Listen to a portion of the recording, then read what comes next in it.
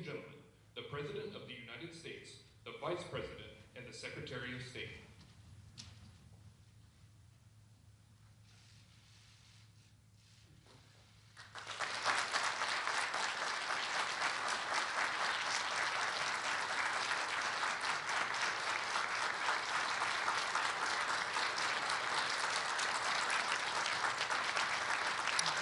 Thank you. Good afternoon. It is my great pleasure to welcome to the State Department, for the very first time, President Joe Biden and Vice President Kamala Harris. This is a particularly proud day for me. I know it's a proud day for everyone here at State. It's especially meaningful to have with us our newest class of Foreign Service officers joining us via video. It's great to see you all. Thank you for being here with us today. These women and men represent the extraordinary talent and diversity of America. They're the future of this department. We're thrilled that they've joined our team. Our President and Vice President know how vital the State Department is to America's security and prosperity. And they know how committed the people of the Foreign Service and Civil Service are to serving our nation to the best of their ability every single day. Mr. President, Madam Vice President, we are grateful to both of you for visiting us so early in the administration, despite the remnants of snow outside. We know that you want to make the State Department as strong as it possibly can be for our country. And we know you're counting on us to deliver excellence for the American people. On behalf of everyone at State, I promise you, we will not let you down. Now, a quick word about Vice President Harris. She's dedicated her career to the security of the American people. As a district attorney, California Attorney General, United States Senator, and now as Vice President of the United States. And she fully shares the President's commitment to crafting a foreign policy that puts diplomacy first and that keeps our nation safe and delivers real results for the American people. And so it's my great pleasure to introduce to you the Vice President of the United States.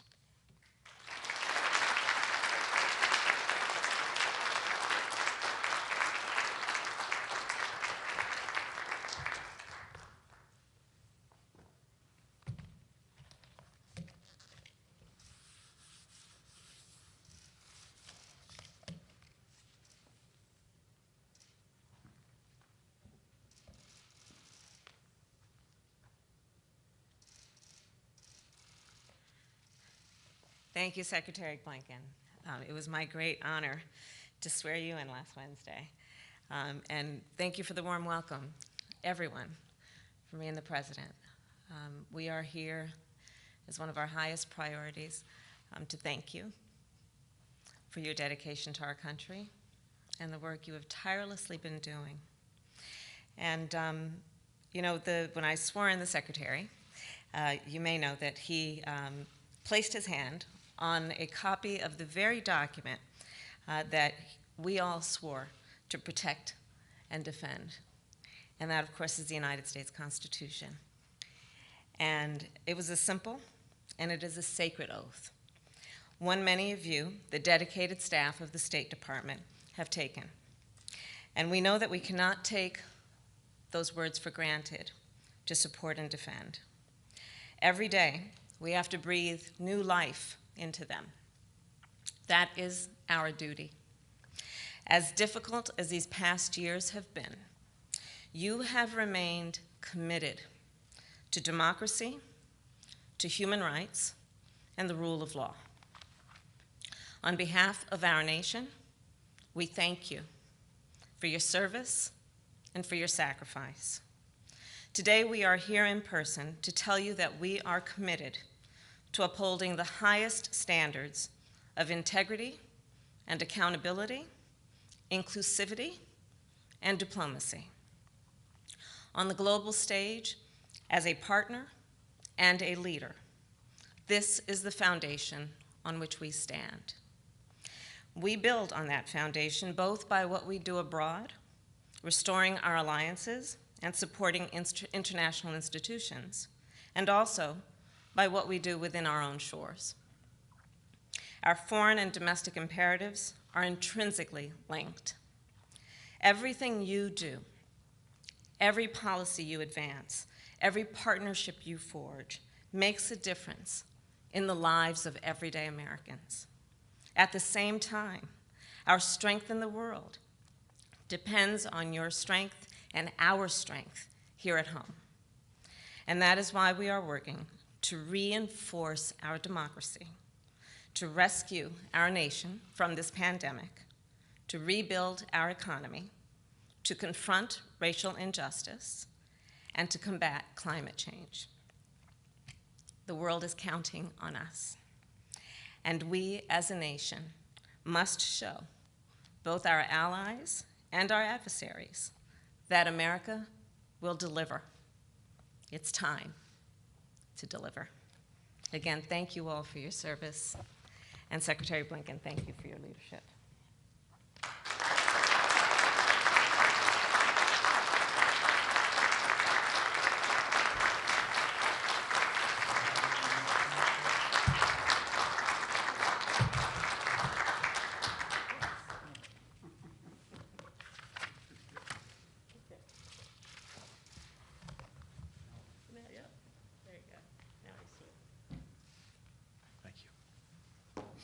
Thank you so much, Madam Vice President.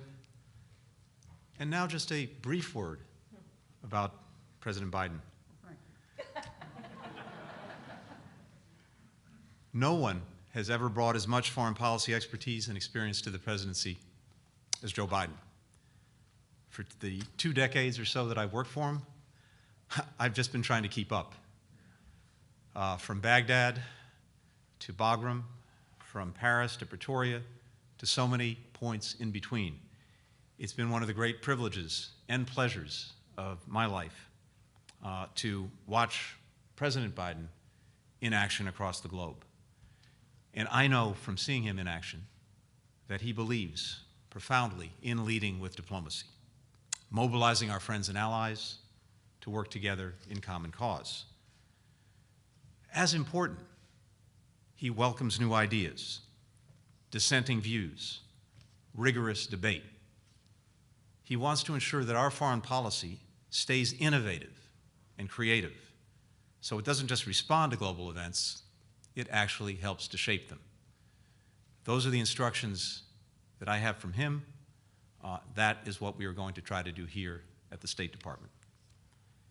And President Biden and Vice President Harris have made it clear that in everything we do, the first question we have to ask ourselves is this: how is it going to benefit our fellow Americans?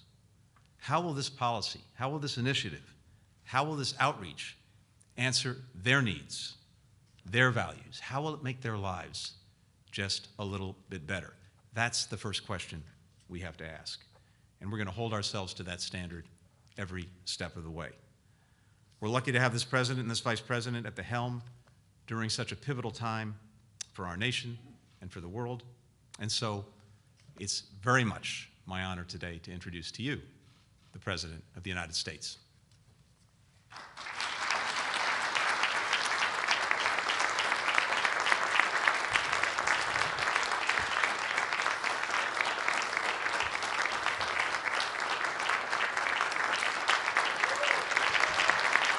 Thank you. Thank you, thank you, thank you. Thank you, Mr. Secretary. Thank you for welcoming the Vice President and me back to the State Department.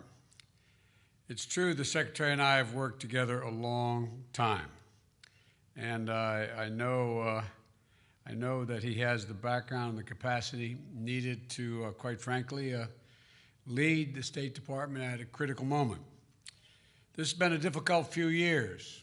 I've been hanging around as on the Foreign Relations Committee and as chairman and then as vice president and now as president for a long time dealing with state. Those of you who work here, and including the new class of diplomats that are on the screen behind me. You're among the brightest, most involved, best educated group of people America has to offer. But I come today to talk to everyone at Maine State, watching remotely, and those who will not be able to see this but will hear about it. You know, an incredible group of diplomats that I've had a chance to work with, and what we never talk about is you not only have great intellectual capacity, you have great personal courage.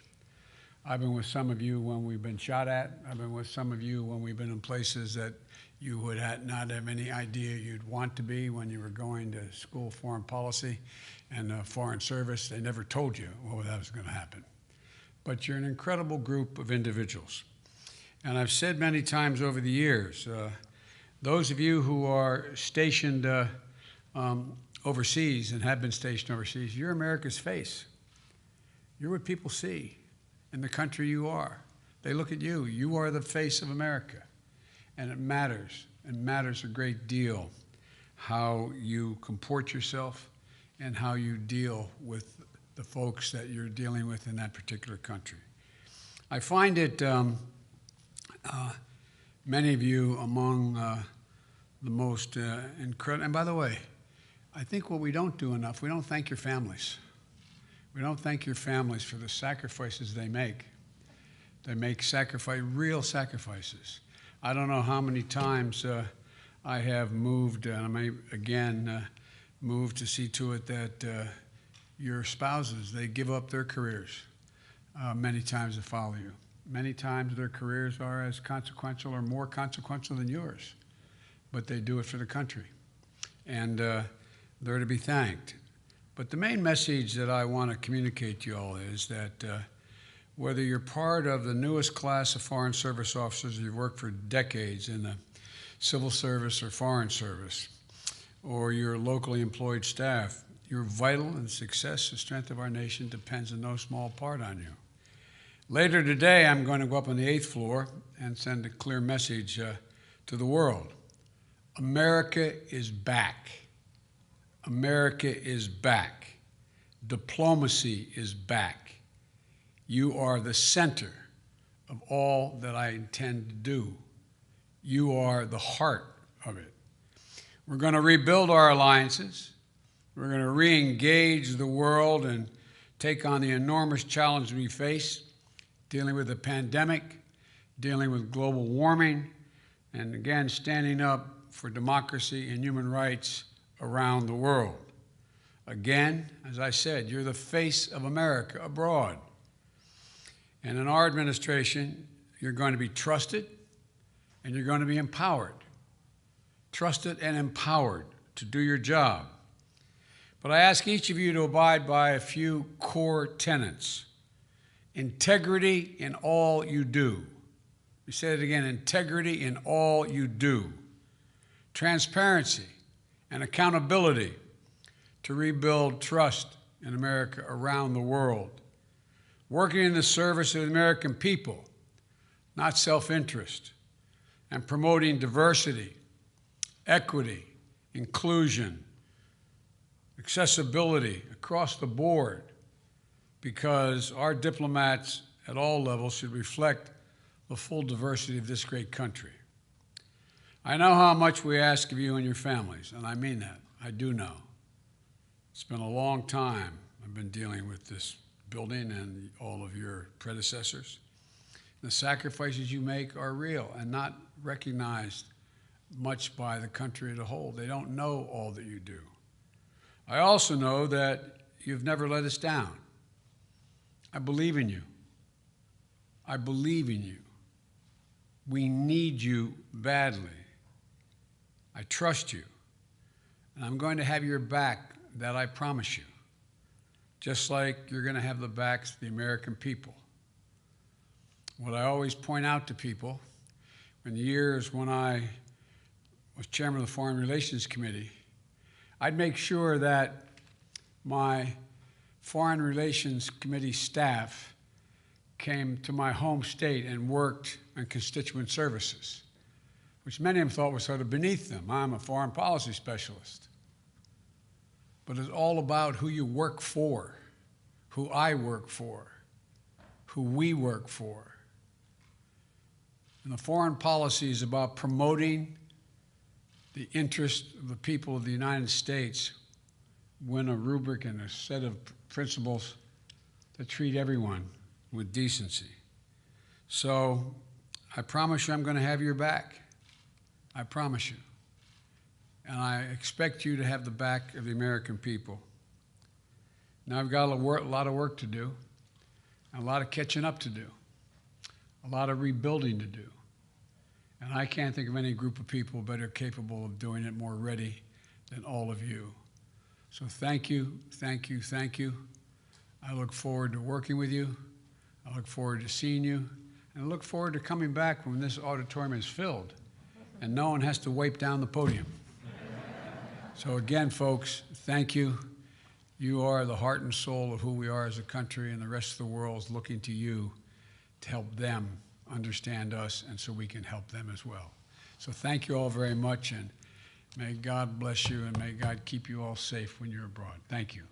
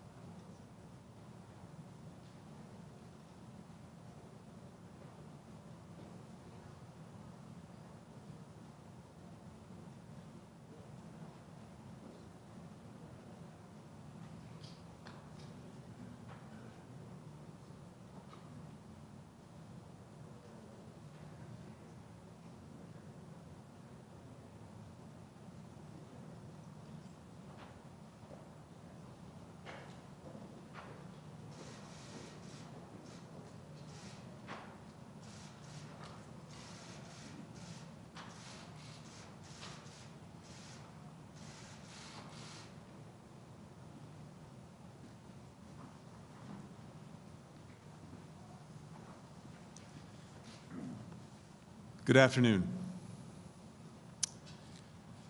Today I get to say something that brings me tremendous happiness. President Biden, Vice President Harris, welcome to the State Department. For more than 2 decades, I've had the privilege of watching President Biden at work. I've seen his commitment to the American people, his expertise in foreign policy, his steadfast belief in diplomacy, and his rock-solid support for our diplomats and development experts. I've seen him on the Hill, in the Oval Office, in distant world capitals from Baghdad to Bagram, Paris to Peoria, and visiting our troops, visiting our diplomats, visiting all the men and women representing this country. And I can say without fear of contradiction that in the history of the presidency, no one has brought as much foreign policy experience to the job as Joe Biden. Wherever he goes, he's been a champion for American leadership and a defender of American values. And in Kamala Harris, he has a vice president, we have a vice president, with a long track record of standing up for the security of the American people, and an abiding commitment to using diplomacy to advance our interests and defend our values around the world. At this moment of unprecedented global challenge, it's more important than ever that the United States show up and lead, because the world simply doesn't organize itself to solve big problems, and the well-being of the American people hangs in the balance. We need diplomacy to get the pandemic under control worldwide, to save American lives and livelihoods. We need diplomacy to address the climate crisis, to protect communities across our country. We need diplomacy to check the rise of authoritarianism, to prevent the spread of dangerous weapons, to shore up democracy, to defend human rights, all of which makes the world more stable and free, and all of which protects the security and prosperity of the American people. Foreign policy is domestic policy. And because our strength at home determines our strength in the world, domestic policy is foreign policy too. President Biden and Vice President Harris know this better than anyone. That's why they believe so strongly in the work that we do at the State Department. And they've made it clear that the first question we must ask ourselves here at State is, how will this benefit our fellow Americans? How will this policy answer their needs? How will this outreach reflect their values? How will this initiative make their lives just a little bit better? We're going to hold ourselves to that standard every step of the way. President Biden and Vice President Harris have come here today at the very start of their administration to make sure we know that we have their support. And that means a great deal to all of the men and women of the State Department. We will do our best, Mr. President, Madam Vice President, to make you proud. And with that, it is my pleasure to introduce the President of the United States, Joe Biden.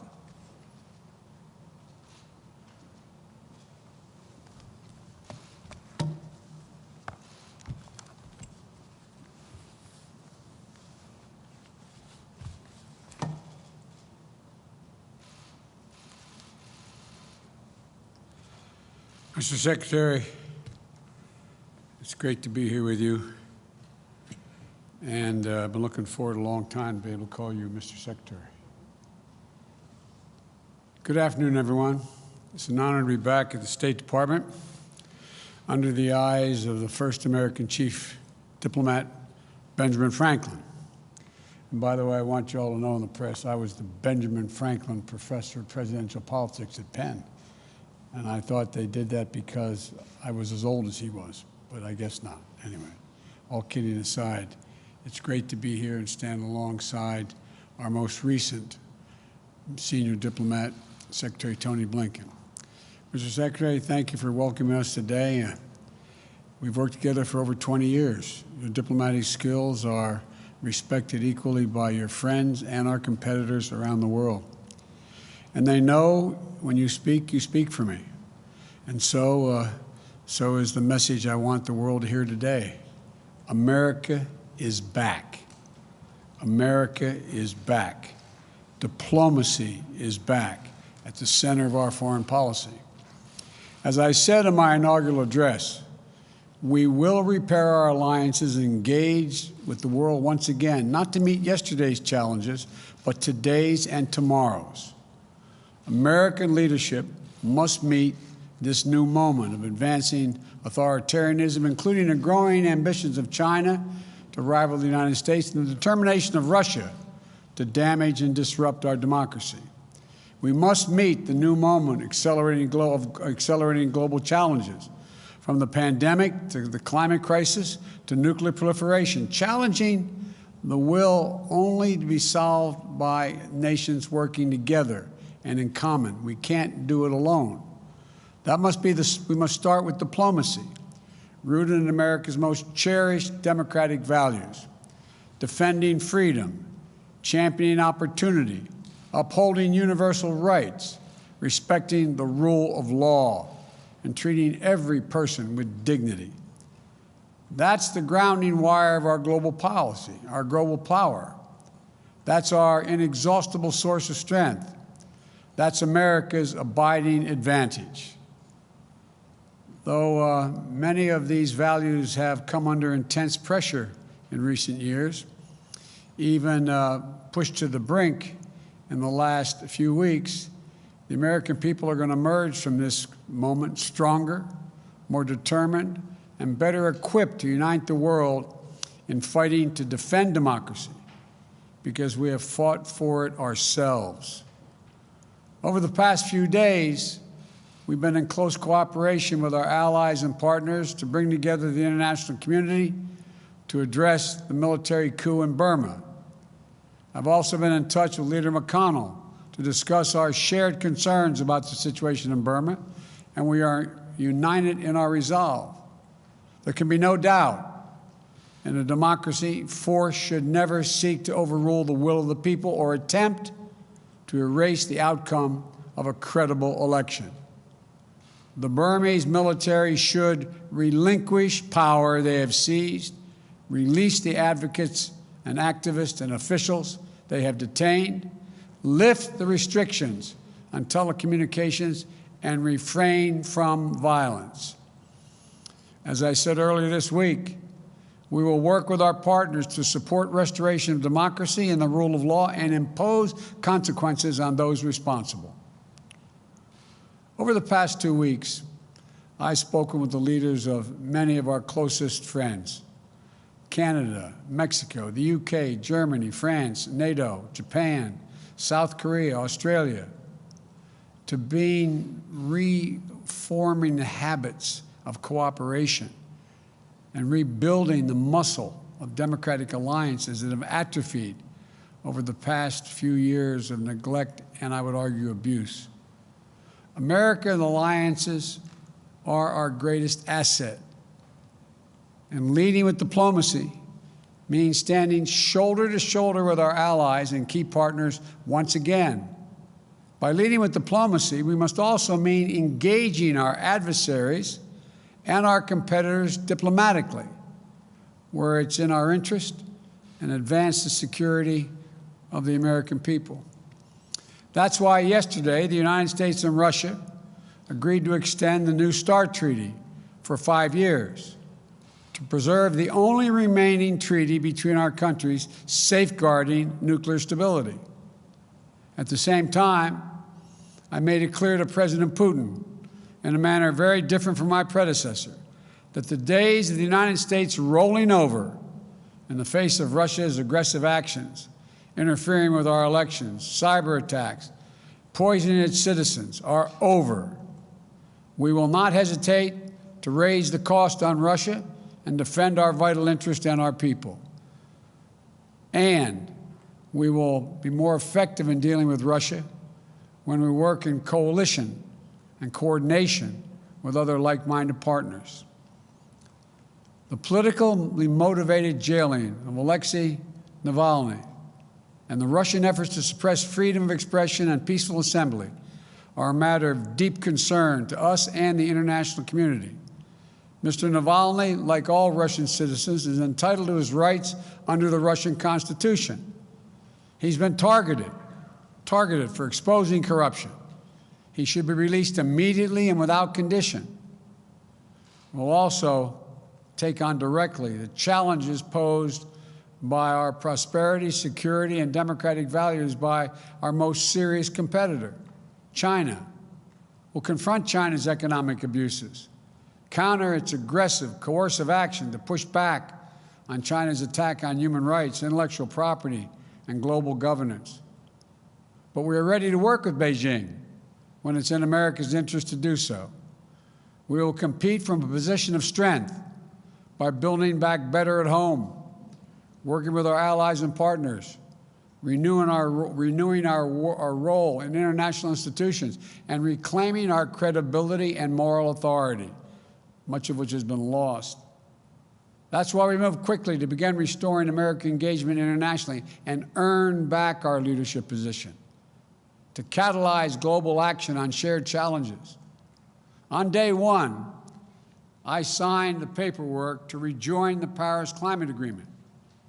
We're taking steps led by the example of integrating climate objectives across all of our diplomacy and raising the ambition of our climate targets. That way we can challenge other nations, other major emitters, to up the ante on their own commitments. I'll be hosting a Climate Leaders Summit to address the climate crisis on Earth Day of this year. America must lead in the face of this existential threat. And just as with the pandemic, it requires global cooperation. We've also re-engaged with the World Health Organization. That way we can build better global preparedness to counter COVID-19, as well as detect and prevent future pandemics, because there will be more. We've elevated the status of cyber issues within our government, including appointing the first Deputy National Security Advisor for Cyber and Emerging Technology.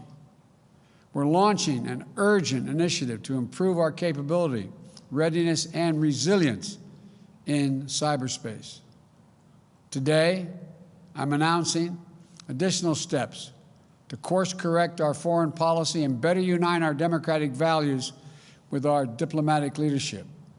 To begin, Defense Secretary Austin will be leading a global posture review of our forces so that our military footprint is appropriately aligned with our foreign policy and national security priorities. It will be coordinated across all elements of our national security, with Secretary Austin and Secretary Blinken working in close cooperation. And while this review is taking place, we'll be stopping any planned troop withdrawals from Germany. We're also stepping up our diplomacy to end the war in Yemen, a war which has created humanitarian and strategic catastrophe. I've asked my Middle East team to ensure our support for the United Nations-led initiative to impose a ceasefire, open humanitarian challenge, and restore long-dormant peace talks. This morning, Secretary Blinken appointed Tim Lenderking, a career foreign policy officer, as our special envoy to the Yemen conflict, and I appreciate him doing this. Tim has lifelong experience in the region, and he'll work with the UN envoy and all parties to the conflict to push for a diplomatic resolution. And Tim's diplomacy will be bolstered by USAID working to ensure that humanitarian aid is reaching the Yemeni people who are suffering unendurable devastation. This war has to end. And to underscore our commitment, we are ending all American support for offensive operations in the war in Yemen, including relevant arms sales.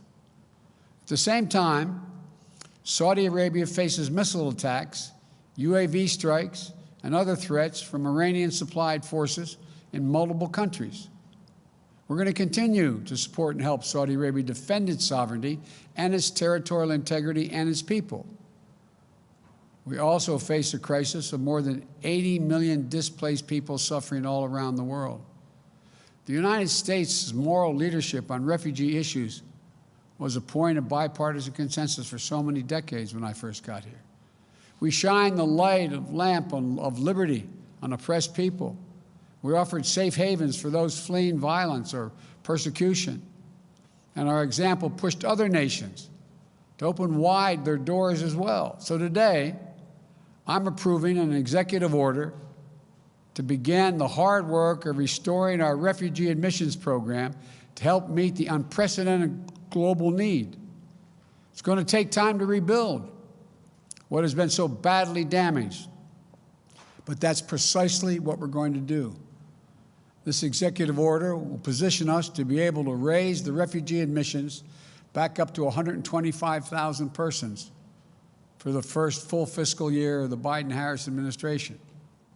And I'm directing the State Department to consult with Congress about making a down payment on that commitment as soon as possible. And to further repair our moral leadership, I'm also issuing a presidential memo to agencies to reinvigorate our leadership on the LGBTQI issues and do it internationally. You know, we'll ensure diplomacy and foreign assistance are working to promote the rights of those individuals, included by combating criminalization and protecting the LGBTQ refugees and asylum seekers.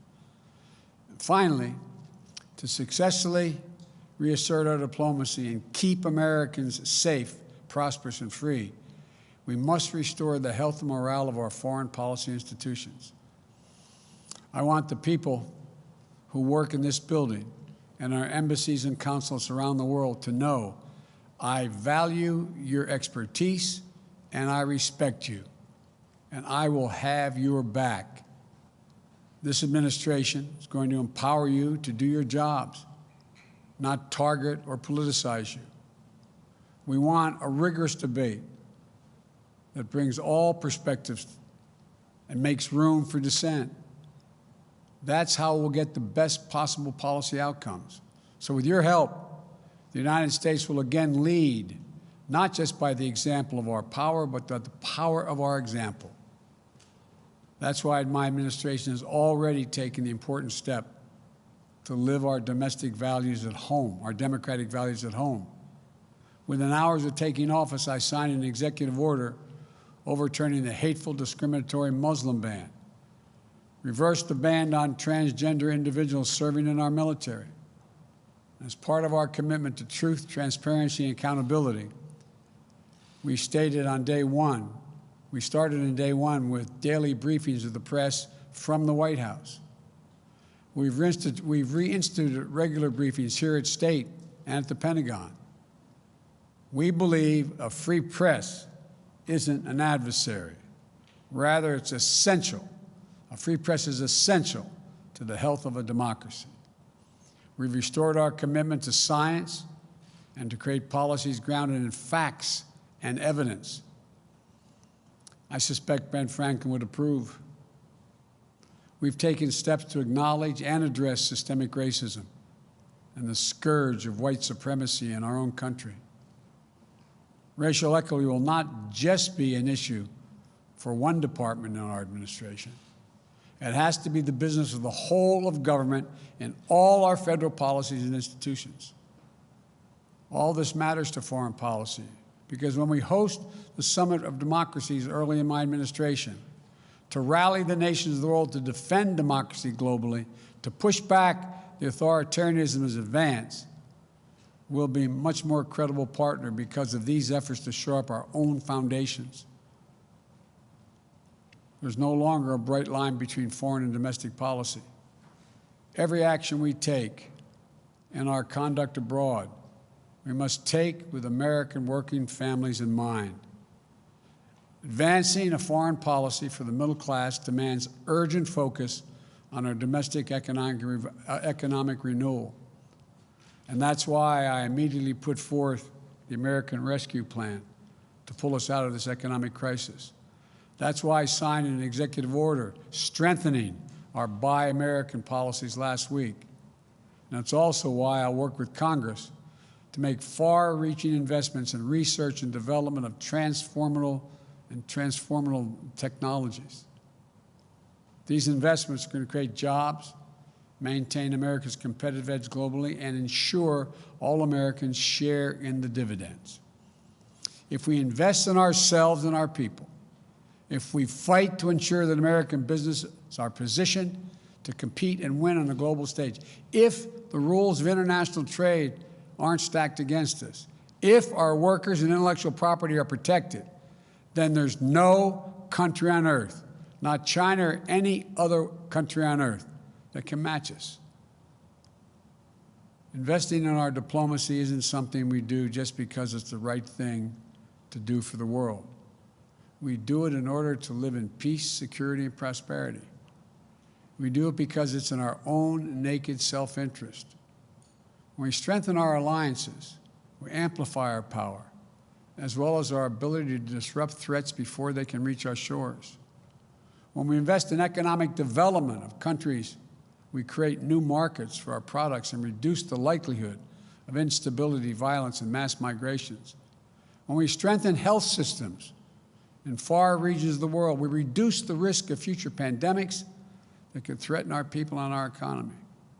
When we defend equal rights of people the world over, of women and girls, LGBTQ individuals, indigenous communities, and people with disabilities, the people of every ethnic background and religion, we also ensure that those rights are protected for our own children here in America.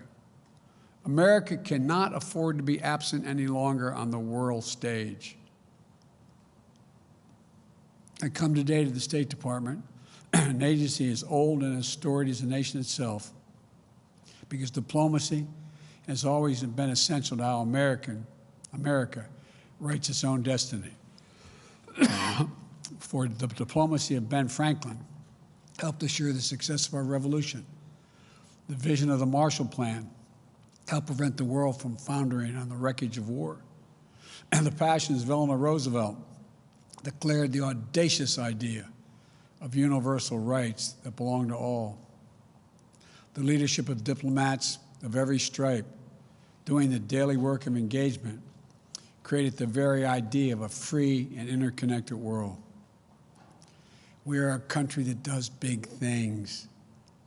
American diplomacy makes it happen, and our administration is ready to take up the mantle and lead once again. Thank you all. May God bless you and protect our troops, our diplomats, and our development experts, and all Americans serving in harm's way. Going this way. Thank you all.